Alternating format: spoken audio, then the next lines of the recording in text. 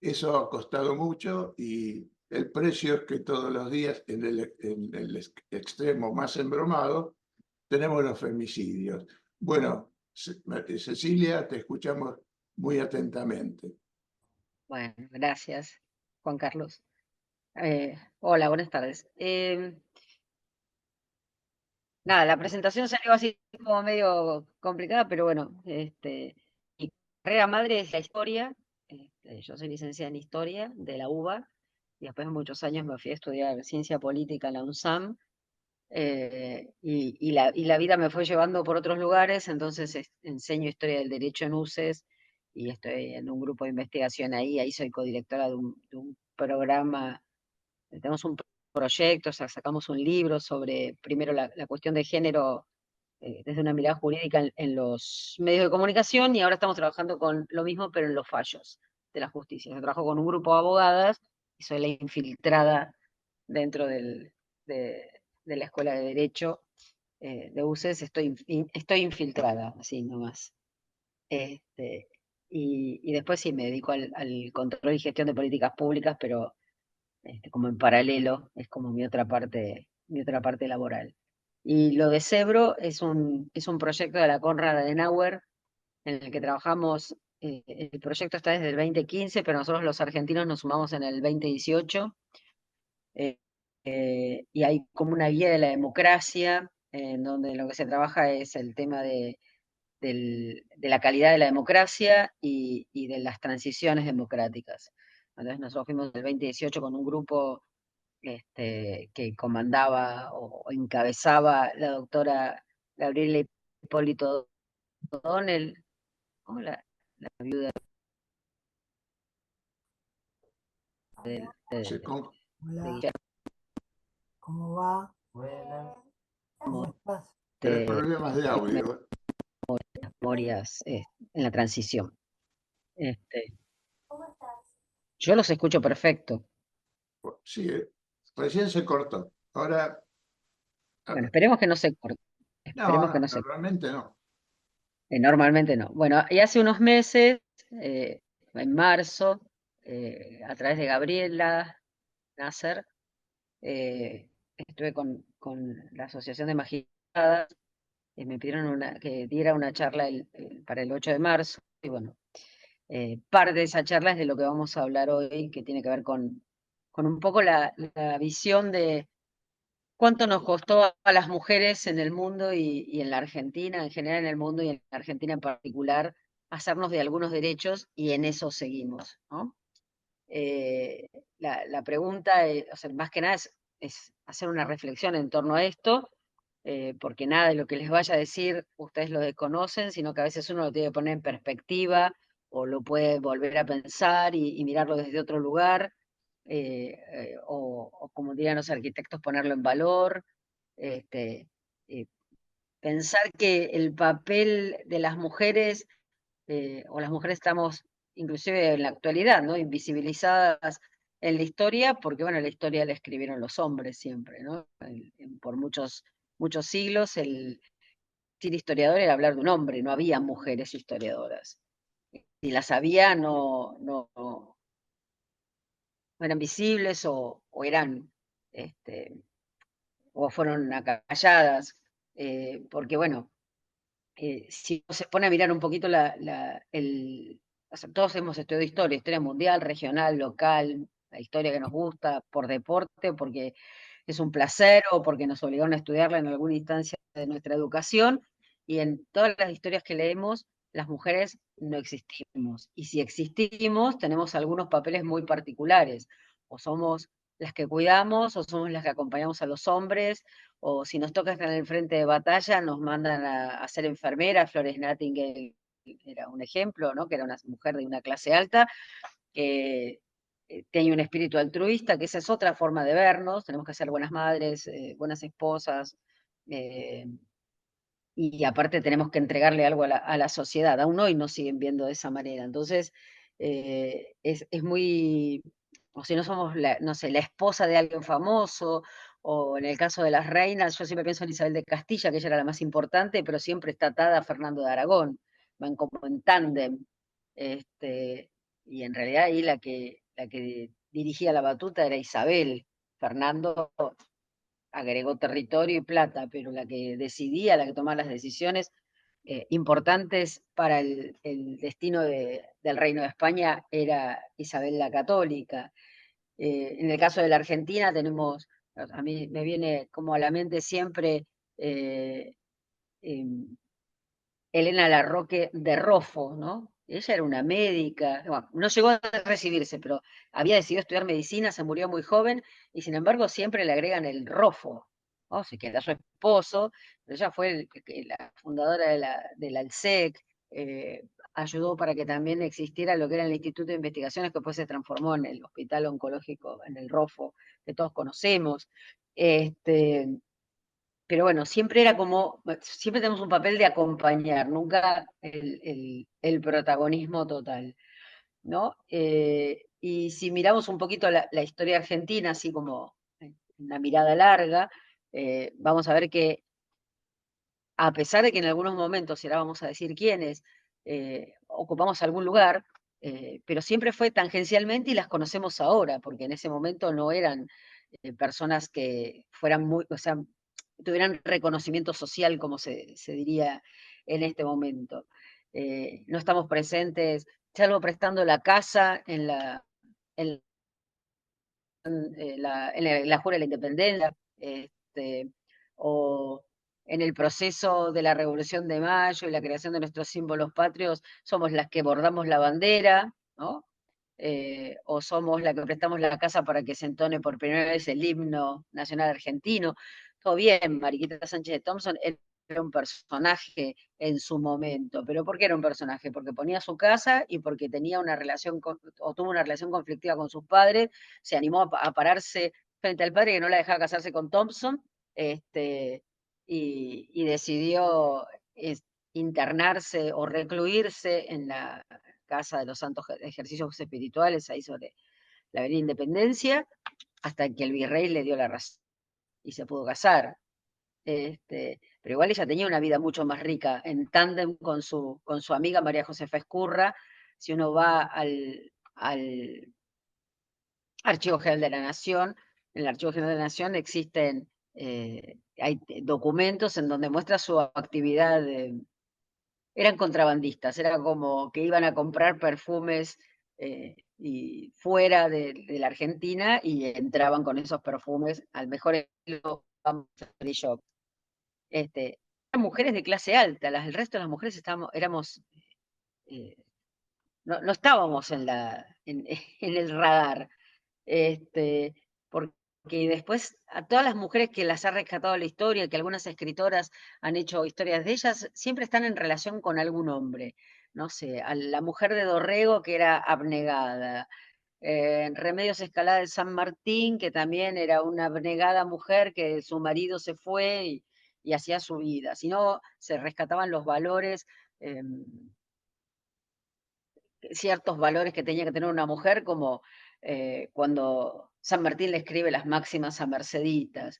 Y a pesar de que algunas tuvieron alguna actuación en las guerras de la independencia, ¿no? En los últimos gobiernos kirchneristas hemos visto algunas de ellas que han aparecido en los libros, pero es como una cosa muy reciente. Si uno lee la historia argentina es una historia de hombres, y las mujeres, salvo alguna que haya sido rescatada porque fue educadora, ¿no? En el caso de Juana Manso, que era parte de las educadoras que se forman con Sarmiento, pero Sarmiento tenía una visión también bastante particular. En un momento que se pelea con ella, le dice algo así como formen maestros, porque no hay nada mejor y nada, o sea, como una buena cultura, nada mejor como que una mujer para hacerlo, porque es barato hacerlo de esa manera. O sea, era una forma muy despectiva de vernos.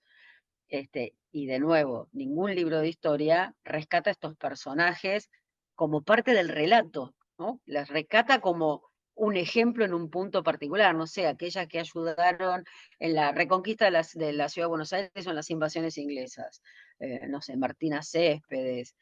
este, Son personas que, aunque fueron reconocidas en su momento, Manuela Pedraza. Manuela Pedraza, Liniers la reconoce como alférez por su valentía, pero ninguno de nosotros la leyó en ningún libro de historia en la formación que hemos tenido. Yo estudiando historia en la facultad, tampoco, porque la historia de las mujeres es una historia reciente, es una historia que, a pesar de que la han escrito algunas mujeres que habían nacido al principio, en las primeras décadas del siglo XX, recién es una historia que toma vuelo en el mundo en los años 70, acá en los tardíos 80 y en los 90 recién.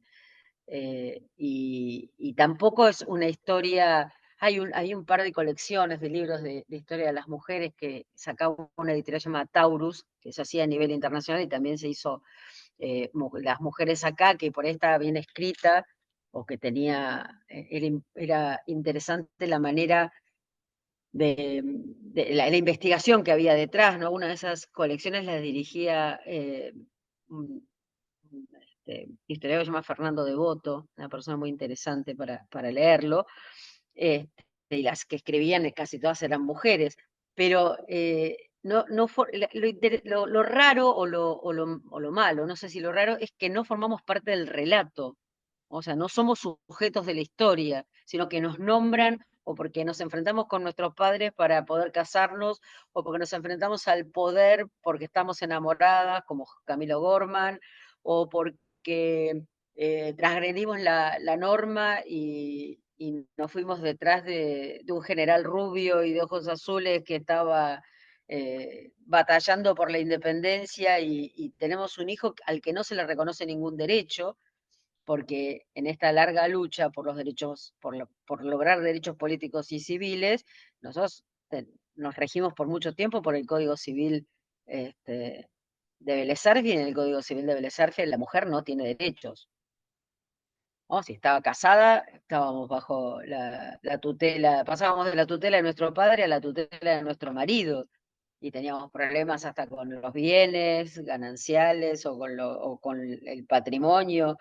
Yo leía por ahí, bueno, que antes los comenté, que era el casamiento de Ana Pelliza Pueyrredón, que era la mujer de Carlos Durán, acá del hospital nuestro, Eduardo, el que tenemos acá en el barrio.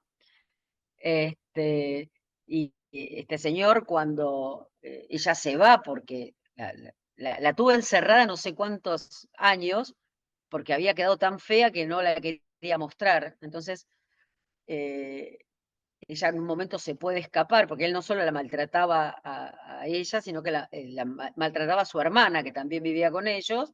Bueno, ella se escapa y él cuando muere en el testamento, toda la plata que tenía, la mitad se la dejó a un montón de mujeres que lo habían servido, ¿no? Eh, Gente de mucama, gente que la cocinera, y la otra parte del dinero la dejó para hacer un hospital de hombres.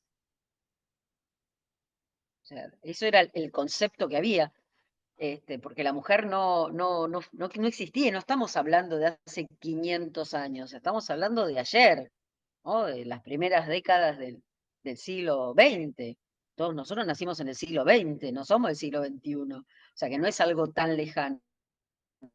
Hace 100 años, un señor decidía dejarle todo a la ciudad para que hiciera un hospital solo de hombres. Yo cuando leí eso no podía creer. La verdad que no lo podía creer, no lo podía creer. Este, pero bueno, tenía que ver con el espíritu de época, si uno quiere, y que las ciencias sociales, en especial la Escuela de los Anales, que es la escuela que hace como la historia más, más nueva y en la que a la que nosotros seguimos, nosotros en Argentina seguimos la Escuela de los Anales francesa, que es la que empieza a hacer un poco la historia ya no tanto de los personajes, ¿no? Porque en el siglo XVIII y gran parte del siglo XIX, la historia es una historia de personajes. Yo armo un relato contando señores sobresalientes, pueden ser presidentes, pueden ser reyes, pueden ser políticos, pueden ser generales, ¿no? Pero no cuento si en el ejército de Napoleón había mujeres, no lo sabemos. Lo que sabemos es que había mujeres que acompañaban con una función eh, de diversión, ¿no? Una función sexual, y no tenía otra función eso, el papel de la mujer.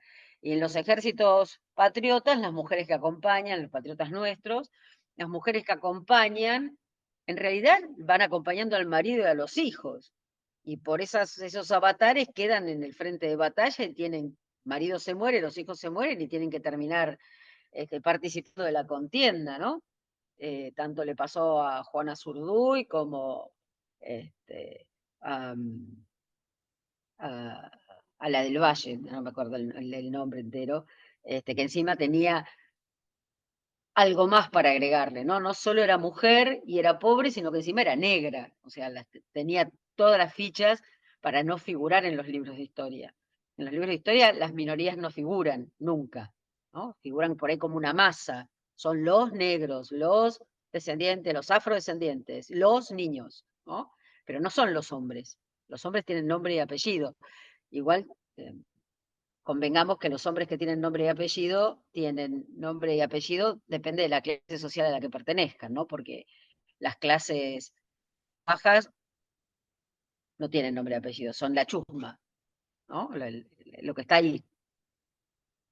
Eh, en cuanto a esto de los derechos civiles y derechos políticos, bueno, la mujer no vota. La mujer no podía votar, no votaba en el siglo XIX, en donde hubo muchas elecciones, había elecciones que eran elecciones en los atrios de las iglesias, que eran a mano levantada, este, había el voto no era secreto, así que había que poner la cara y levantar la mano y decir por quién uno votaba, pero nosotros estamos excluidos de eso porque el desarrollo del capitalismo en el mundo lo que hizo fue reasignar los roles, ¿no? De los hombres y de y las mujeres, salvo las de las clases más bajas que salían a trabajar en las fábricas, la mujer se quedaba en la casa en el ámbito de lo privado. Por más que dentro del ámbito de lo privado fuéramos las reinas, nos quedábamos ahí adentro, y el ámbito público, en donde se hacía la política, en donde se decidían las cosas, estaban los hombres. Y eso en la Argentina también sucedió, ¿no? En, eh, es interesante porque eh, a fines del siglo XIX, cuando las mujeres no teníamos absolutamente ningún derecho, no votábamos y no teníamos derechos civiles tampoco, o sea, ni derechos políticos ni derechos civiles, pero tenemos mujeres que, como antes decíamos, hay un grupo de mujeres que tienen cierta formación o tenían cierta militancia política que van a decidir participar de la educación. Y son las que tenemos nosotros como las primeras abogadas, las primeras médicas, ¿no? Entre ellas algunas de las que nombramos, Alicia Moró de Justo, que bueno, era Alicia Moró. Hasta 1922, ya médica recibida y con una larga lucha, era Alicia Moró. Pero también ella carga con eso de que le adosen el apellido del marido. Este, pero me llamó la atención releyendo que en el censo de 1895 había como una división y había 12.000 estancieras. Claro, también hay que ver cómo es el registro de los datos, ¿no? Cómo se levanta el dato, porque no sabemos si esas estancieras estaban con el estanciero o si eran ellas solas. Ellas eran realmente las dueñas o estaban con otra persona. Había 34 escultoras, 20 litógrafas, 3 tallistas, 3 grabadoras y 3 arquitectas, que seguramente eran 3 extranjeras porque no había arquitectura en 1895 todavía. Pero la mayoría de las que aparecen son cocineras, mucamas, lavanderas, empleadas domésticas y trabajadoras rurales. En el censo se habla de entre 40.000 mujeres que se dedican a tareas rurales y tareas hogareñas. No sé, me pareció como un dato interesante. Eh, Bueno, votar no votábamos, si queríamos ir a estudiar medicina, podíamos estudiar medicina, por ejemplo, o podíamos estudiar derecho, pero no podíamos ser profesoras. La UBA sistemáticamente a las que presentaban el pedido para ser profesoras adjuntas solamente podíamos ser auxiliares de un varón. Cecilia Gerson lo intentó.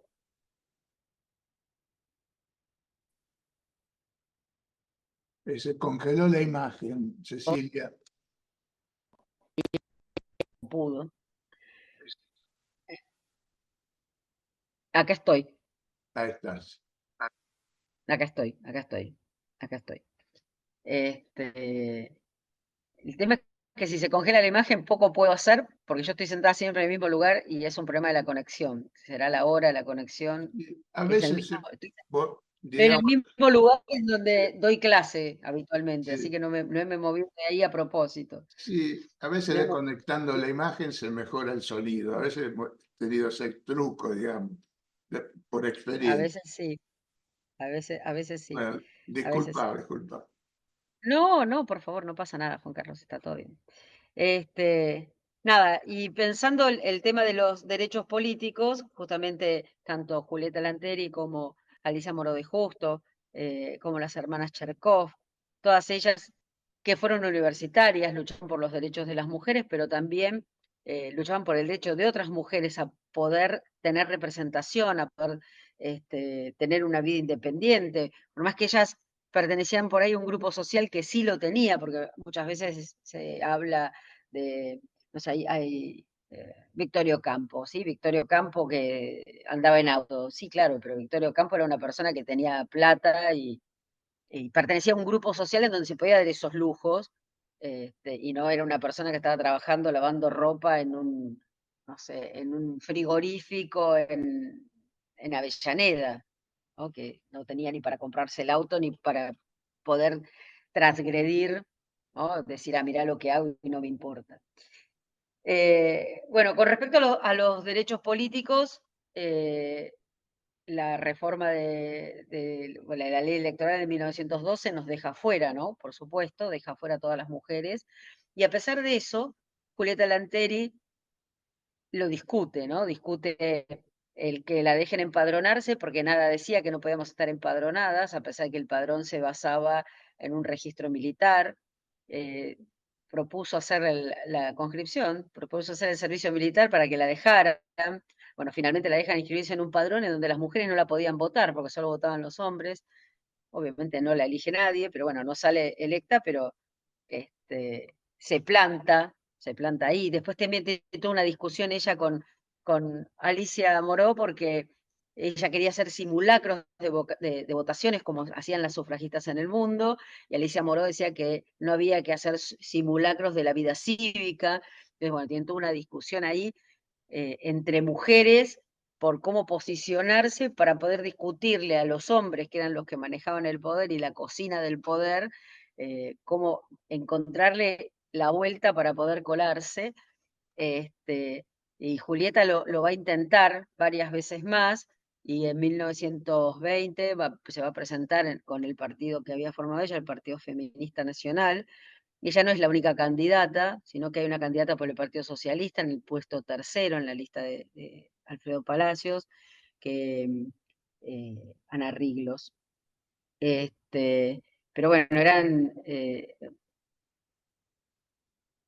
ahora en un mundo, yo lo pienso actualmente, ¿no? En un mundo en donde todo está al alcance de la mano, y no necesariamente porque uno, por ahí seamos de clases acomodadas, pero las cosas están al alcance de la mano, ¿no? Tenemos esto, tenemos la conexión a internet, buena o mala, tenemos libros, tenemos una educación a la que podemos acceder todas y todas votamos, y había que salir a la calle a luchar por los derechos, y Julieta Lanteri lo pagó con la vida, ¿no? Porque un militante de la Legión Cívica la pisó, la atropelló y nunca se, se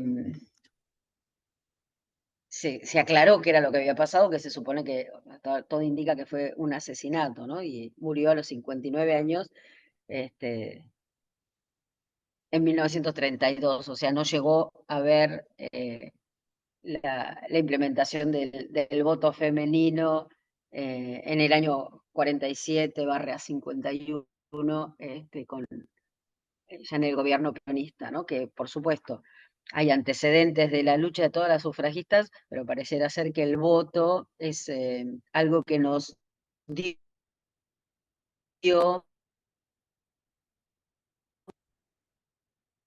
Bueno, ahí se ha cortado. mundo, Sí. y a ver si alguno se atreve a decirme lo contrario. Vamos, voy a sacar mi, mi-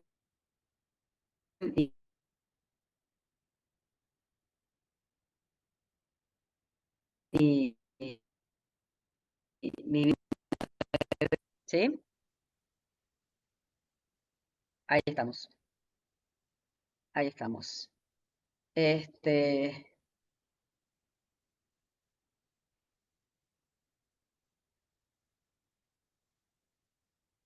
bueno, a mí me parece interesante que pensemos que esto no solamente sucedía en la Argentina, ¿no? Sino que esto era como a nivel mundial.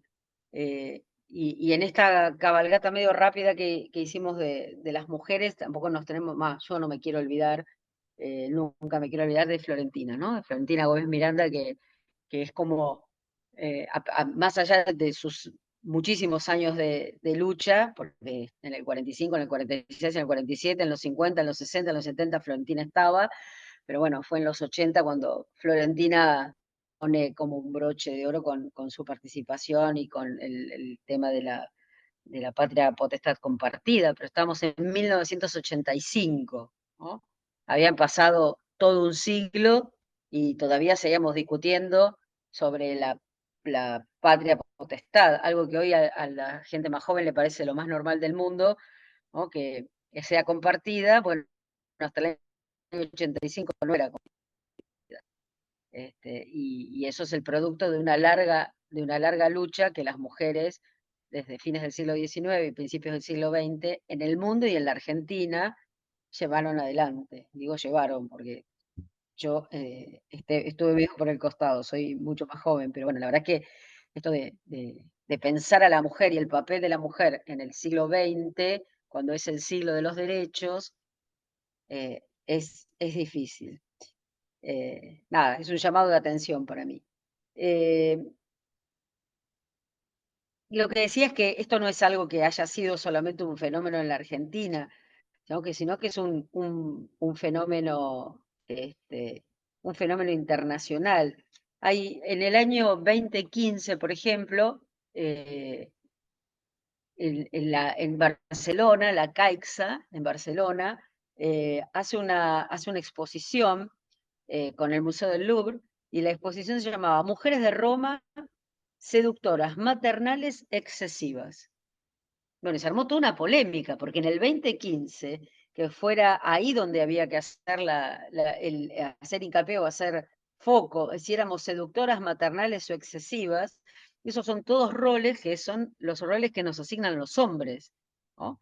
Y contra eso es contra lo que nosotras luchamos, contra eso es la larga lucha por los derechos de las mujeres. Este, a pesar de que las romanas tenían cierta independencia, pero les pasaba lo mismo que a las mujeres a lo largo de la historia, hasta ayer no más, el papel de la mujer, el rol preponderante de la mujer en la Roma, en la República Romana y en el Imperio Romano, era un papel de puertas para adentro, era un papel en la vida privada, manejaban la vida privada, ¿sí? Manejaban muchas veces al emperador, pero era la vida privada. Después podía llegar a salir. El ejemplo más claro o más conocido por ahí es lo que se llaman las Julias, ¿no? Hay como dos familias de Julias.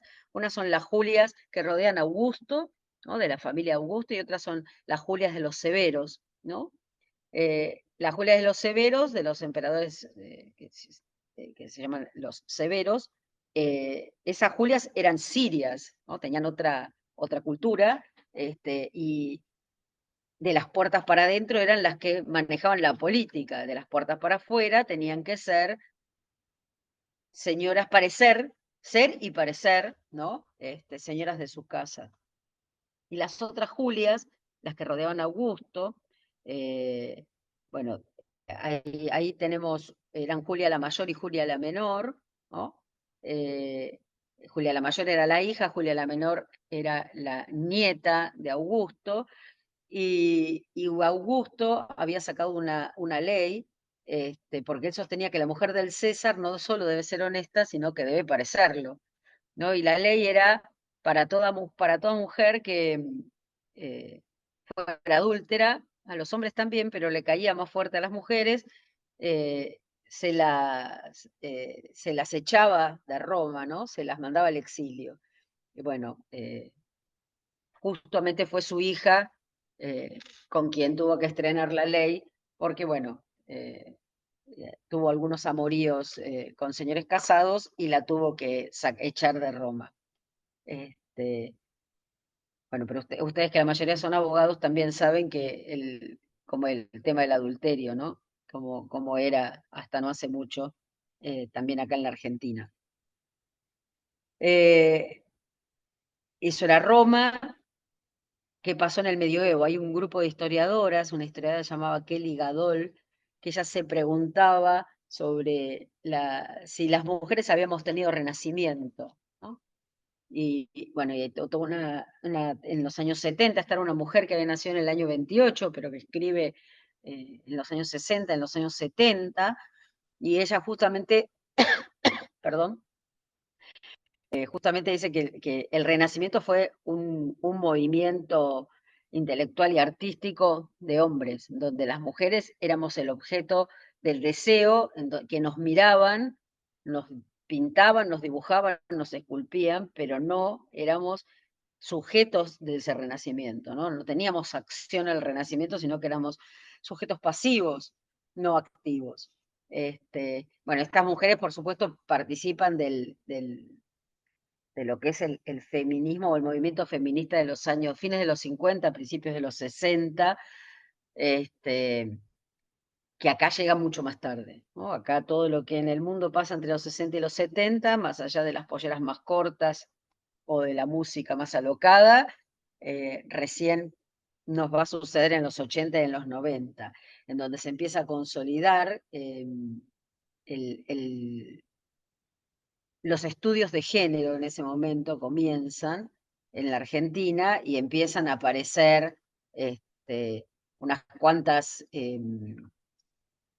unas cuantas publicaciones que ahora son como común leerlas, ¿no? Sobre cuál era el papel de las mujeres, y ahí empiezan a aparecer algunas mujeres eh, que, o sea, empiezan a aparecer empezamos a aparecer como un colectivo, ya no destacando que Julieta Lanteri hizo tal cosa o que Alicia Moró tenía tal otra y era una sufragista y se movía de tal manera y era una mujer con una militancia política y que la tuvo a lo largo de toda su vida, sino que empezamos a aparecer como un colectivo que suena muy feo cuando uno dice así, no, yo no sé si es justamente la expresión que más me gusta, pero aparecemos como un grupo, así como podemos hablar de los hombres en la historia, a partir de los 70, de los 80 en la Argentina, de los 90 más, que empiezan a aparecer algunos institutos dentro de las universidades que hablan sobre el tema de la mujer, sobre el tema del género,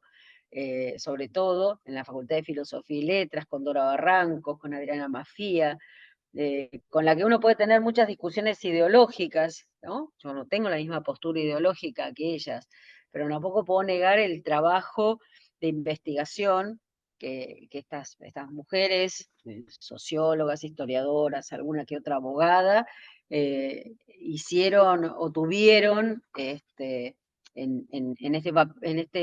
este trabajo de hacer visibles a las mujeres, como se destilaba en los años 70, cuando se empezó a hacer la historia de los hombres sin historia, es cuando se empieza a hablar de aquellos, o sea, de nosotros, ¿no? Nosotros, digo, hombres de las personas que no ocupábamos, no éramos ni reyes, ni éramos Napoleón Bonaparte, ni éramos el presidente de la Asamblea Legislativa, sino que éramos los que caminábamos por las calles.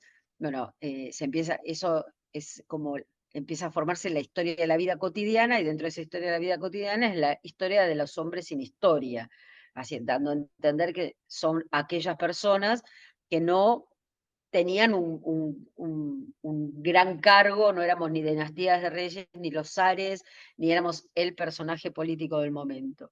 Bueno, eso también a las mujeres, ¿no? Porque tampoco está bueno que para poder visibilizar nuestros derechos o para poder luchar por esos derechos haya que pensar solamente en personas que sean como el faro a través del que todos tenemos que seguir, porque la lucha por los derechos civiles y políticos es una lucha colectiva, ¿no? Por eso hablamos del colectivo de mujeres. Lo que pasa es que a veces queda pegado a otros colectivos que no son tan interesantes para la lucha de las mujeres. Y en ese camino, ¿no? En el siglo XX, fines del siglo XX, al que nosotros, por supuesto, siempre llegamos tarde, la mujer empieza a salir de ese, o sea, se empieza a visibilizar la mujer fuera del ámbito privado. Yo sé que las mujeres en la Argentina salen a trabajar o salimos a trabajar desde hace eh, muchas décadas, ¿no? Pero por muchas décadas las mujeres, eh, yo siempre cuento el caso de mi abuela. Mi abuela hoy tendría 101 años. Había sido una abuela muy joven y que, bueno, se separó de mi abuelo y a los 20 años salió a trabajar. Y como le daba vergüenza tener una niña chiquita, una nena de 4 años con 20 años, porque se había casado a los 15 años, eh, ella se vestía como una vieja.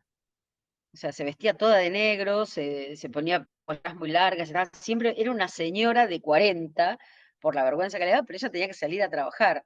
Estoy hablando del año 43, ¿no? El año 43, 44, mi abuela Esther, salió a trabajar. Y así como ella, muchas otras, ¿no? No es pongo ella porque era mi abuela, pero las mujeres en los 40, en los 50, empezamos a salir a la calle a trabajar. El tema está que no, se nos complicó la vida, porque no solamente teníamos que trabajar afuera para llevar plata a nuestra casa, sino que seguimos con esa división social del trabajo que nos impuso el capitalismo, en donde mujeres tenemos asignadas las tareas del hogar, y no solamente limpiar y barrer, sino hacer la comida, ¿no? Atender a los chicos, porque todo bien con los señores, disculpen que son todos hombres hoy acá, este, disculpen si suena un poco fuerte, pero la verdad es que nosotras salimos a trabajar todos los días y volvemos a nuestras casas y la mayoría de los varones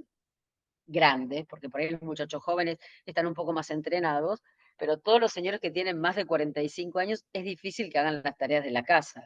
Se nos acercan y nos dicen a todas, decime que yo te ayudo.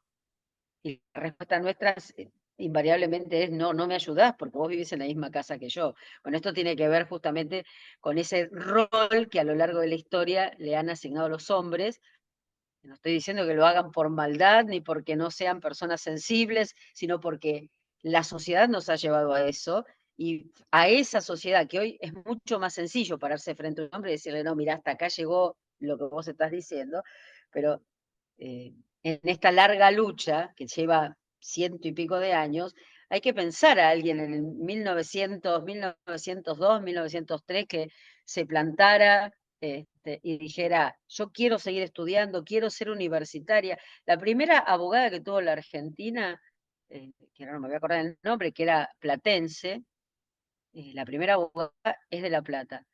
Se recibió a los 22 años, creo que en 1908, algo por el estilo. Cuando quiso matricularse para ejercer, se lo negaron y tuvo que hacer una presentación judicial. La dejaron estudiar y después no podía ejercer como abogada. Una cosa, pero la segunda abogada sí fue de la UBA, que fue Celia Tapia, ¿no? Pero la primera es una abogada platense. Bueno, y todas esas cosas, nada, todas estas mujeres, salvo, bueno, Cecilia Gerson no y Julieta Lanteri tampoco, pero la mayoría de las otras fueron madres, o sea, tuvieron marido, hijos, una familia, y a pesar de eso, como buenas militantes políticas, salían a discutir el espacio que creían que les correspondía. Entonces, bueno, en el marco de lo que está pasando la justicia, este tema de las juezas, ¿no? Que no las nombran, que no se respeta, que haya juezas, este, que es lo que hablábamos siempre con Gaby Nasser, es que se nos ocurrió pensar esto sobre la larga lucha de las mujeres, bueno, porque tanto Gabriela como yo, como bueno, otras militantes del partido, con mucho más peso que yo, por supuesto, siempre que podemos es no sin mujeres y con mujeres es mejor. La política con mujeres es mejor. Bueno, por acá, este, si hay algo que me quieran preguntar, puedo seguir hablando una hora más. Bueno, voy a seguir dando Sí, mi yo, opinión. Cecilia, tengo varias cosas para preguntarte. Dale. Alguna que es más trivial, empiezo por lo más trivial. La más trivial sería, hay una cuestión de imposición cultural que nosotros por pertenecer a la misma generación, Cecilia, eh, sabemos que las mujeres, es cierto que antes cargaban porque les ponían la aportación del apellido del marido. Esto es un dato de la realidad hasta determinada época. Pero ya en nuestra época, vos recordarás, y en años, en la década anterior, digamos, nosotros somos nacidos en los 60, los nacidos en los 50 también, la mujer solía usar, pero no por una imposición de nadie en particular, sino era una cuestión cultural, era un deseo de la mujer usar el apellido del marido. Yo Yo recuerdo, lo uso, la yo lo uso, mayoría de las mujeres firmaban fulana de tal, de tanto. yo lo Y uso. más, Yo no dudé. era casi como una cuestión de ascenso social o de distinción, porque existía una figura que la sociedad condenaba, que era la solterona. No, pero estamos de acuerdo. Nadie a ver, esto de lo que es cultural. Las mujeres que hoy tienen 80 y pico llegaban a sacarse su apellido. Yo tengo gente conocida, señoras conocidas con las que he trabajado toda la vida, que se llaman, poner que se llaman Silvia Abuso, pero ella es Collazo, y Collazo es el marido. Y todo el mundo la conoce por Silvia Collazo. Y yo, este, Bueno, eso es digo, muy pero común, Silvia, permíteme, eso es muy ¿sí? común dentro de la familia militar. Las mujeres de los militares, hasta hace muy poco tiempo, y te diría casi nada, y de esto Juan, que ha estado en el ministerio igual que yo, y que tiene relación con la fuerza, sabe que usan el apellido del marido, directamente, sacan el apellido de ellas. No, pero que es una cosa cultural, no tengo duda. Ahora, lo cultural es producto de la época siempre. Vos imaginate que en algún momento era obligatorio llevarlo, pero después para destrabar esa situación, vos no lo destrabás ni con una ley, ni diciendo, a ver, esto se destraba. No es que yo aplaudo, viste, y se transforma. No, a ver, Eso yo lleva creo un que las tiempo. mujeres Ahora tienen los que usar chicos el las apellido. chicas más jóvenes no lo usan Bueno, yo directamente. estoy de acuerdo con las chicas más jóvenes. Creo que las mujeres tienen, cuando nacen le ponen un nombre y un apellido y eso es lo que deben seguir usando. Después, si se casaron, no se casaron, son circunstancias de la vida. No, no, o sea, no Está digo bien, que pero estoy eso en lo contra miramos, de quien lo usa. eso lo vemos nosotros, por ahí, no sé, que tenemos 60 años, 60 y pico, pero si vos te das vuelta y mirás el proceso, sabés perfectamente que en los años 30, en los años 40, era muy difícil que una mujer, si no se casaba, no casada, tuviera cierta protección social, porque la ley tampoco te protegía. Si vos no tenías marido, ¿sí? Hasta el pleno uso de tus derechos civiles, era muy difícil. Entonces, bueno, yo No, entiendo. y desde el punto de vista cultural, Cecilia, se la consideraba una fracasada de la vida la mujer que no se casaba. Pues esto era así, Está es bien, pero eso, terrible. pero la sociedad estaba armada de esa manera. O sea, Obviamente, mirada, obviamente. la mirada que, la mirada sobre la mujer que estaba sola, sí, te la imponían los. Yo hablo con señores muy grandes, ponele mi papá. No hablo con él ahora, pero con mi papá. Mi papá me llevaba 26 años a mí. Y mi papá, yo lo pienso ahora y me río, pero no sé, en los fines de los 70, ¿no? Las mujeres no pueden, no deben decir tal cosa. Una señorita tal otra. Justo, y por mi padre, ¿no? Le toqué yo que soy un indio, soy terrible. Mi papá hubiera querido tener una princesa rosada y nací yo, que yo todo le decía que no. Pero no todas las mujeres eran así. Si vos tenés una persona, o sea, es muy difícil romper estas cosas culturales a lo largo de la historia. Mirá, es una tontería y no lo es. Yo tengo un compañero de trabajo, es un chico joven que tiene cierta discapacidad intelectual. Es una persona inteligente, pero tiene algo. Un muchacho joven, tiene 33, 34 años. Y hay un funcionario ahí en Uspallata que tiene una secretaria, una chica muy jovencita, preciosa. No hace más que pasar la muchachita esta y este muchacho le dice algo. Nada desagradable, pero le dice algo. Entonces el otro día le digo, mirá, Vinicius se llama. Le digo, Vini, no le podés decir eso, porque vos no sabés, las chicas jóvenes hoy, vos le decís, qué mujer, qué linda mujer, por ahí se raya. Digo, y te hace una denuncia acá adentro porque te están hinchando todos los días con la ley Micaela, porque el problema dentro de los trabajos, entonces a un chico joven le cuesta entender, que dice, no, pero yo le quiero decir un piropo, pero no se puede decir un piropo, y menos en un lugar de trabajo, Bueno, porque se esas puede, son, date cuenta que acá pasás del defecto al exceso con una facilidad eh, pero estamos de acuerdo, impensada, ¿no? pero Eh, estamos de acuerdo. ¿Quién se va a negar a que alguien te diga una cosa agradable? no ¿Sí? sé, me parece que el piropo Yo es no me, o sea, algo. me parece terrible pero la verdad es que todos los días te machacan que vos podés hacerle, yo mujer, ¿no? Les puedo hacer una denuncia a cualquiera de ustedes si ustedes Seguro. dicen algo que a mí me moleste. ¿Quién decide lo que a mí me molesta o no? Ahora digo, ¿existe el acoso de la mujer al hombre? Yo supongo que sí. Hay mujeres. Como había una serie hace poco, ¿cómo se llamaba? Baby, Bebe. Una serie en el cable que no me acuerdo si era en Netflix, no sé qué, que se puso de moda, que era una mujer que estaba como obsesionada con un muchacho y lo perseguía. No creo que ningún magistrado le dé trámite si se presenta un varón y dice que hay una mujer que lo acosa. Bueno, deberían, porque hay mujeres Debería, que pero no creo que tenga los atributos naturales suficientes para llevarlo adelante. O sea que los varones somos víctimas de esta modernidad. no, Eduardo, no, no. Si hay algo que No, los no, varones estoy en llevando, Argentina no a son, ver, es víctimas. estoy tratando de dialogar, digamos, y poniendo también, quiero exhibir y hacer valer mis derechos, ¿no? Yo Los quiero que varones haya somos derechos víctimas. iguales para hombres y mujeres. Y que No, si a ver, una somos mujer totalmente iguales. Creo que vos sos María Cecilia Alegre. El apellido de tu marido es de tu marido, no es tuyo. Estás ¿Yo cómo casada puse con acá? él. María Cecilia Alegre, ¿puse el apellido de mi marido? No, no, no, no. Ah, por No, eso. por eso.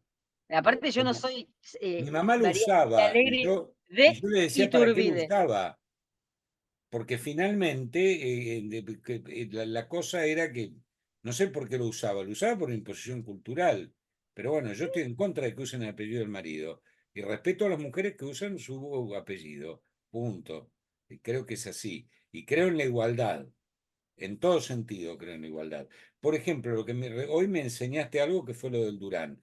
Si realmente Carlos Durán, el médico, era médico, ¿no? ¿O era Sí, era millonario médico. solamente? Era obstetra. Era obstetra, bueno. Pero por lo que vos contaste era bastante mal parido, disculpen, ¿no? La chabacanería. Porque si tuvo a la mujer encerrada y hoy el Hospital Durán sigue llevando el nombre, veo que el activismo feminista o el activismo femenino, no me gusta feminista, el activismo femenino ha sido poco eficaz, porque yo ya hubiera iniciado una campaña de juntar en change.org una cantidad de firmas para sacar el nombre de ese tipo Yo del creo que hospital, que por no más se que lo sabe haya que pagado el hospital él, porque el tipo era un tirano, bueno, está bien, pero era a un ver, perverso. la historia por más que haya muchos, la historia se sigue escribiendo para los grandes personajes. No, está ¿sí? bien, pero vos comprendés que las mujeres No, está bien, tienen que empezar a yo hacer lo comprendo, docencia pero vos con te pensás que eso. las feministas saben, o las militantes feministas saben quién era Carlos Durán. Bueno, no sé, pero vos sos docente y hay que iniciar una campaña. Los varones las vamos a ayudar a cambiar el nombre del Hospital Durán, porque además lo tenemos en la Comuna 6, que es nuestra comuna, donde Lo tengo tenemos acá una en la esquina de casa. Por Lo eso tengo en te la esquina digo, de casa. perdón, y te voy a contar algo más. Y hay algo que no tiene que ver con el tema de que hoy nos atiende, pero sí tiene que ver con los que profesamos la religión radical, que el hospital de Quemado, que también está en la Comuna 6, en Pedro Sí. Goyena, está votado por la legislatura, que se llama Arturo Ilia. Y si ustedes quieren, yo les voy a mandar a cada uno de ustedes una foto del frente del Hospital del Quemado, que dice Hospital Municipal de Quemados. Hablé con varios legisladores, no los voy a mencionar para no denigrarlos, o quizás los tendría que hacer. Nunca hicieron nada. Está votado, pero no está puesto el nombre en el frente del hospital. Y es el nombre de don Arturo Ilia. Bueno, Y nunca hagamos se una hizo. campaña. Entonces, hay dos cosas que habría que hacer. Poner el nombre de Arturo Ilia al Hospital del Quemado, y esto es en la Comuna 6, que es donde vivís vos, María Cecilia, querida, y donde vivo yo, y donde además hacemos política. Eh, No, yo hago en la 14. Vos sabés perfectamente que yo estoy en la 14. por favor, te Y pido, bueno, estoy en la 14. ¿Qué querés que no ventilemos las miserias de la sexta, te lo no, ruego. yo me fui a la 14, Que no voy a ventilar las miseria de después la sexta. recibo Yo me llamadas. fui a la 14, me siento una exiliada y me tuve que ir a la 14 cuando estuve toda mi vida en este lugar. Yo viví siempre de un lado o del otro del Parque Centenario, o sea que siempre estuve por acá. No, bueno, pero por eso te digo, entonces, no sos de la 14. Estás de vacaciones en la 14. Sos de la sexta. La realidad de la historia es que, digo, y lo otro que hay que hacer es que hacer una campaña para sacarlo al tirano al perverso este de Durán, el nombre de ese tipo, que ni la memoria de Durán quede. Un tipo que tuvo encerrada a la mujer, a la cuñada. No, ¿Qué es la esto? hermana, era tu hermana. Ah, la hermana, La bueno, hermana de peor él. todavía. La hermana de él que nunca se casó para acompañarlo, vivía Una basura de tipo y está el nombre puesto en el hospital. sí, acá en la esquina, justo en la ochava de Sí, no, Ambrosetti. sí, conozco Dice perfectamente bien dónde está. donación Carlos Durán. Pero bueno, yendo a la cuestión Habría que preguntarle al doctor Gindín, que el doctor Gindín trabaja ahí. pero Gindina a lo mejor no sabe esta historia, porque Gindina es un ferviente defensor de las mujeres. Bueno, vamos a preguntarle a ver si sabe algo. Bueno, Don Adrián, le- le- le voy a le- preguntar, lo voy a llamar y le voy a preguntar. y sí, no, hay que hablar con Adrián, hay que hablar con Adrián, que es médico de ahí del Durán. Sí, sí, claro. Y además tiene consultorio cerca también.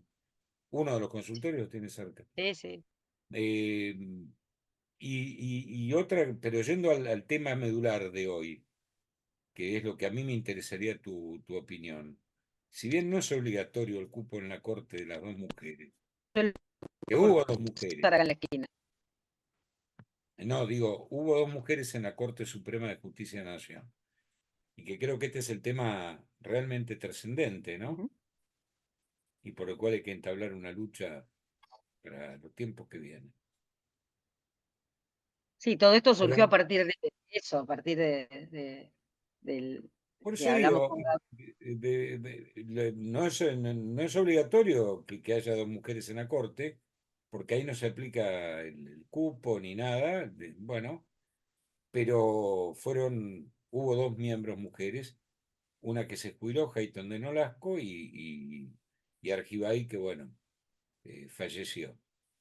Pero lamentablemente no ves que haya un respaldo ni del partido, ni del peronismo, ni del gobierno, ni de la izquierda, ni de los colectivos, ni siquiera de un microescolar.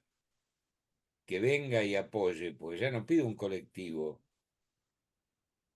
Digo, ¿no se puede comenzar con este tipo de campañas para que vayan 2 mujeres a la corte? Había como una campaña en redes, pero se cortó.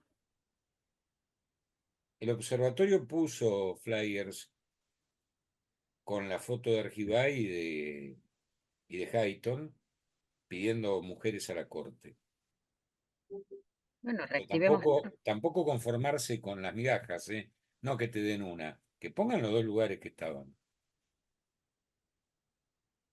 Sí, ya te digo, yo cuando en las redes la Asociación de Magistradas sube cosas, yo las sigo, ¿viste? Porque este, me parece interesante, me parece. Yo el día que fui a dar la charla, que también charlaba, había otra persona que habló después que yo. La verdad que fue muy, muy interesante la interacción con todas las magistradas, muy, muy interesante, muy enriquecedora, eran de la lista Bordeaux, puede ser, ya ni me acuerdo. Y nada, muy interesante las preguntas y la interacción que hubo entre nosotras. Pero claro, la mayoría había, hay, hay mujeres dentro de la justicia, magistradas. Salir a discutir por algún derecho, hay una gran soledad porque la mayoría de las mujeres está en otra cosa. Salen o salieron o salimos, no sé cómo decirlo, si incluirme o no, bueno, con el tema del aborto, que parecía que era fundamental en la vida del mundo, y hay unos cuantos derechos más antes de ese en particular, pero bueno. Para mí es central, María Cecilia, discúlpame que te interrumpa, que haya 2 mujeres en la ¿No? corte, porque creo que hay abogadas, sean magistradas o no, de nivel universitario y de altísimo nivel, que están calificadas para poder estar en la corte. Y no quiero partidizar, no digo que sean radicales, pueden ser radicales o de cualquier otro partido. No, no, no, no. No le busco la tendencia política. Digo que sean mujeres, porque generalmente si ponen mujeres podemos evitar que lleguen cuatreros.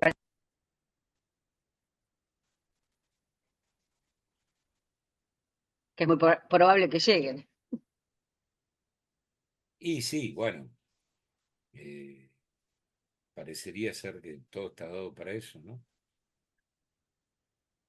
Aparentemente sí, pero bueno. Bueno, acá en el chat Daniel dice justamente, alargamos la campaña en Change por las mujeres a la corte. Bueno, Sí, pero sí, a ver, coincido con lo que estás exponiendo y con la intervención de Eduardo. Me parece que hace rato que venimos hablando de esto y hay que tomar medidas ya, porque una vez que esta gente ya después determine quién va a ir, va a ser muy difícil. Y apoyo también lo que decía Eduardo, en que es muy importante que haya mujeres en la Corte no solamente por una cuestión de género, sino por una cuestión de perspectiva. Y ahí está el problema. Eh, por necesidad, por, eh, por esencia, debe haber mujeres en la Corte para poder tener fallos en relación a la perspectiva, fundamentalmente lo que tiene que ver con género, derechos humanos y demás. Me parece que, bueno, nada, desde mi lugar aporto a eso, ¿no? Hagamos ya una iniciativa, a juntar firmas en esta plataforma de Change para justamente instalar el tema y que se debata, porque acá el que no llora, no, ya sabemos cómo termina el dicho. Totalmente de acuerdo. no, además, María Cecilia y Daniel, realmente yo estoy íntimamente convencido que la presencia de mujeres en la corte le va a dar un valor agregado, como lo pudo tener con la presencia de Carmen Argibay y de Hayton, eh, que bueno, que después, bueno, lógicamente, Si nadie hace nada, lo más fácil es la queja. Entonces después viene la queja. Pusieron todos hombres, son todos hombres, hacen lo que quieren, como ahora cuando se quejan, y no, pero ¿cómo llegó fulano o mengano a determinado lugar de poder? Para no ser nombres y no partidizar. Y mirá, llegan porque ningún otro hizo nada no para que no llegara, sino para que llegara alguien mejor, ¿no? Entonces, la responsabilidad a veces no es por la acción de los malos, sino es por la inacción de los buenos. Y en este caso creo que el tema de las mujeres necesita acción de las mujeres y de muchos varones que vamos a estar comprometidos con la causa. Y cuando digo comprometidos es activamente, ¿no? Yo digo Desde los sí. diferentes ámbitos. Quería hacerle otra pregunta a Cecilia. Dentro de todas las mujeres que nombró, ¿a quién es el sumum del olvido en la historia nuestra? ¿A qué mujer consideras vos la más olvidada y que hubiera sido muy importante en su actividad?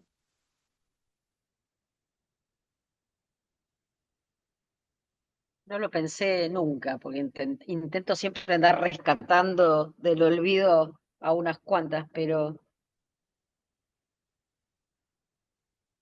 pasa que, sinceramente, hay como muchos nombres, pero hay poca historia de las mujeres en la Argentina. Hay escrito mucho sobre, ahora que se ha puesto de moda, el techo de cristal, que las que no pueden llegar, pero no hay, no sé, si uno busca información, inclusive de las mujeres que ahora se han puesto de moda, porque el kirchnerismo las puso de moda eh, como mujeres de la independencia o mujeres negras o ese tipo de cosas, hay tan poca información porque no hay investigación al respecto. Hay poca gente que investiga. En la Argentina no se investiga tanto como debieran. Entonces nosotros tenemos como lagunas o pozos, agujeros negros dentro de la historia argentina. Y, y, por ejemplo, a mí me costó mucho encontrar información, hablé con las magistradas, sobre mujeres abogadas. No hay una historia de donde, o no hay mucha información sobre cuáles fueron las mujeres o cuáles son los hitos dentro del derecho con mujeres abogadas. Muy difícil. O sea, falta. Seguramente en el Archivo General de la Nación hay, pero bueno, por ahí significa un gran tiempo.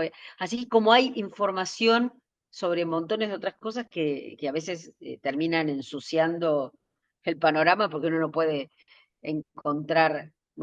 La historia argentina tiene grandes huecos. Seguimos repitiendo historias o relatos que tienen más de 100 años, ¿no? Yo cuando les digo por ahí a mis alumnos hablando sobre la formación del Estado argentino, ¿no? Entonces, no sé, les empiezo a hablar de los símbolos patrios. Y le digo, la primera vez que se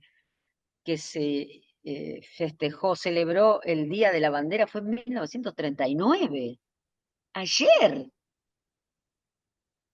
Digo, seguimos repitiendo una historia que Mitre le había escrito un montón de tiempo antes, el rescate de la figura de Belgrano como uno de los hitos, ¿no? de la historia argentina.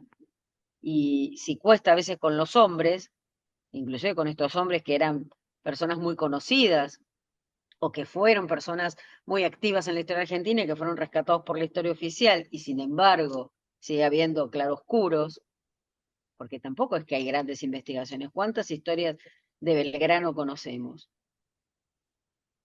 Conocemos la historia oficial y después hay alguna cosa que ha escrito alguno de los piratas de la historia, como pueden ser Felipe Piña no sé, Daniel Balmaceda, ¿no? Que son piratas de la historia, no son historiadores. Este, no hay mucho más. Bueno, después alguna, como de la de Manuel Dorrego, que escribió un impresentable que era del gobierno kirchnerista, Hernán Brienza, este, que lo que hacen no es hacer historia, sino repetirlas. eh, Son cronistas, ¿no? Leen pedacitos de cosas que escribió fulano, mengano y sultano y después le dan una hilación. Así que vos me preguntás por qué mujer, la verdad que no tengo, no lo pensé, no pensé nunca en eso. Qué mujer me parece una olvidada de la historia argentina. Este, a mí, por ejemplo, me parecería eh, súper interesante poder en algún momento hacer eh, una las, las mujeres de nuestro partido, ¿no? Eh, desde el inicio del partido hasta el presente, con la aceleración que hubo en la actividad de las mujeres, pero tener un registro. Nosotros tenemos un comité capital que muchas veces no, a mí me ha pasado de ir a buscar información y, en una exposición que hicimos en un momento en los 90, se llamaba Los 70, una mirada crítica desde los 90, que hicimos en el Instituto Histórico con Liliana Varela, que era en ese momento la directora del Instituto Histórico, e ir al Comité Capital necesitábamos afiches, ¿no? Partidarios, porque necesitábamos mostrar los 70 a través de los afiches partidarios. Y nos respondieron, ah, ahí había un cuartito y estaba todo tirado. Entonces, el partido es más que Irigoyen, Alem, o Alem, Irigoyen, en el orden que nos guste ponerlo, y, y bueno, Ilia, Alfonsín, Balbín, los que ya sabemos. Eh, pero nuestro partido tuvo un montón de mujeres y solo siempre terminamos hablando de Florentina, con todo lo grande que fue Florentina, pero hubo otras mujeres, Yo podría agregar ¿sí? acá, Hubo a muchas. nivel local, a Nelly Gamondi, que falleció hace poco. Fue una mujer que, como siempre, incluso a familiares, le digo, tu tía nunca necesitó el cupo, tuvo relumbrón propio. En la actividad que ella estaba, era ella, no necesitaba el cupo. Y como ella habrá otras tantas en otras localidades, ¿te imaginas? Una mujer muy valiosa, de mucha actividad. Bueno, no necesitaba el cupo. Carlito Sebey también debe conocerla, ¿viste? Es local. Sí, eso sí. Bueno, Daniel Bracamonte dice, si sirve de Sí. algo, en La Matanza nuestra organización solicitó al Consejo Deliberante que se declare de importancia municipal y propiciar políticas públicas con respecto a los femicidios. Traducidos en bancos rojos, lamentablemente no prosperó. No tenemos concejal en este distrito. ¿Y podés hacer algún comentario sobre los femicidios? Porque esto está en el trasfondo de todo esto, es digamos, el trasfondo cultural súper negativo de esto que has estado explicando, ¿viste? Lo que está escondido. ¿Alguna Yo palabra creo tú? que respecto de los femicidios, bueno, por un lado creo que ahora hay más visibilidad de todas esas cosas. Antes era un asesinato y ahora le ponemos el nombre de femicidio porque tiene otra carga. Y aparte hay más visibilidad de esas cosas. Antes, hace muchos años, no solamente de los femicidios, sino de casi todos los hechos sociales, ¿no? Ahora pareciera como que hay muchísimo más, bueno, somos muchos más, y aparte lo vemos en vivo y en directo, ¿no? Por todas las formas habidas y por haber.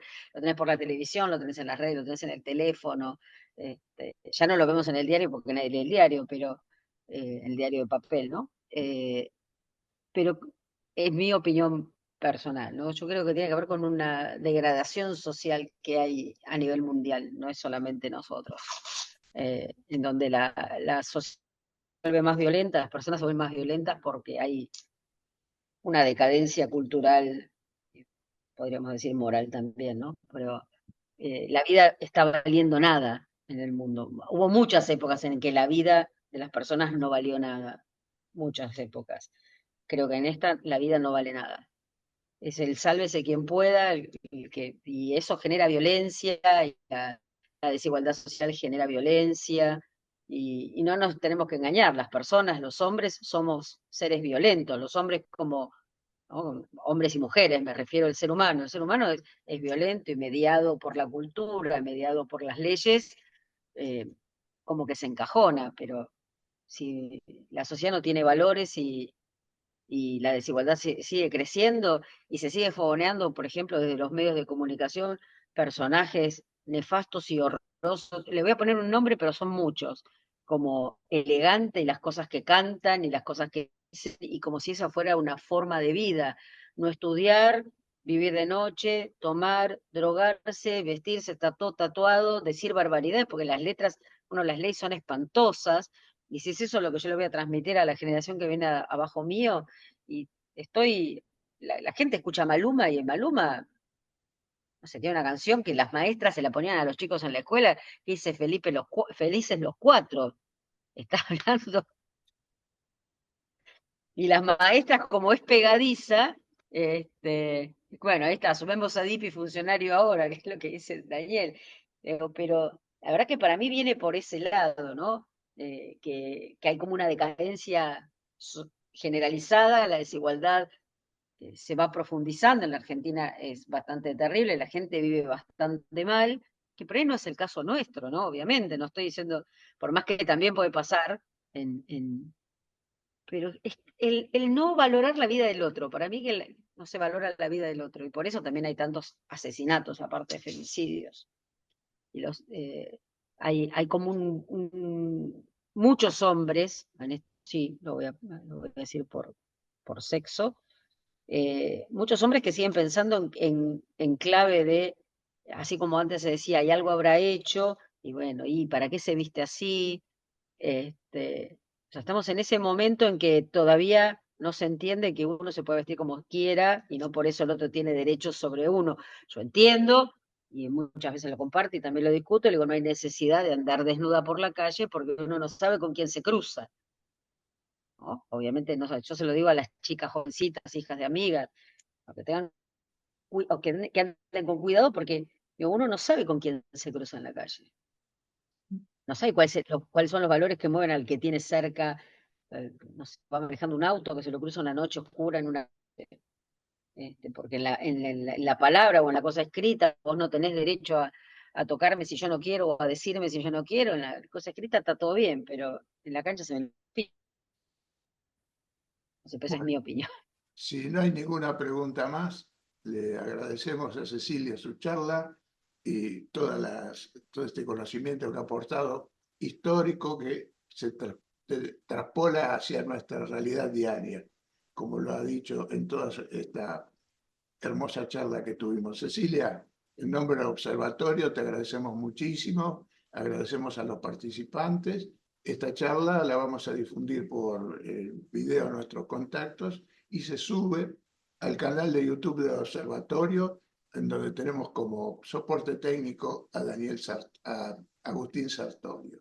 Muy buenas noches. Buenas noches.